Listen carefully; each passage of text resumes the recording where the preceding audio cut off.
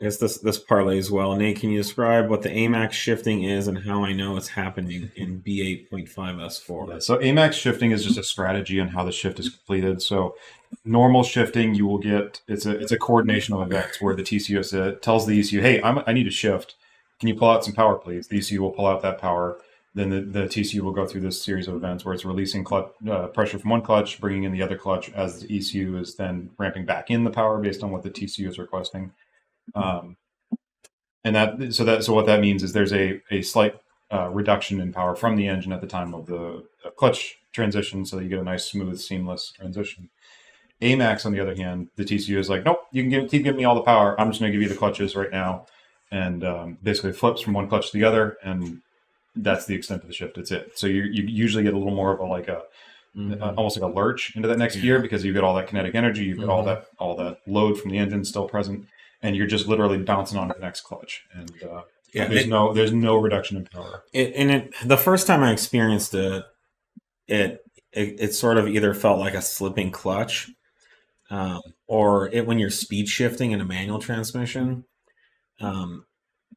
There's a technique that I used to use a lot where during the shift you clutch in, but you let the RPM go a little bit higher than you need to, and then you slam, you shift and you slam the clutch, engage the clutch, and that extra mass or rotational force loads up the flywheel, and then that flywheel dumps all the energy into the clutch, and so you get this kind of surge of acceleration, and you can see it on a data log, a little blip of acceleration. Yeah, and you'll get some of that here too, right? Because when you click into that next gear, the engine RPM is going to be 1,000, 500, 700 RPM higher than the next gear. So you've got all that inertial, or that energy stored in the flywheel, the rotating mass of the engine. Then you've got to pull that back down with the other clutch, which is also going to accelerate the vehicle while it's doing it. So that's where that little lurch will come from between gears.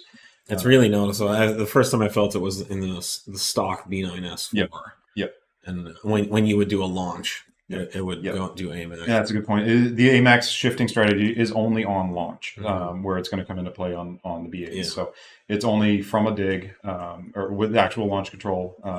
It doesn't have to be advanced. It doesn't have to be our advanced launch or anything like that. It can be stock style. It can be ours. It can be whatever.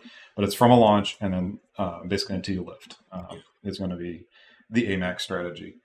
And it stands for acceleration. Maximum acceleration. Yeah. It's just what the standard terminology in the TEMEC world, or Bosch or BAG, whichever way you want to go with.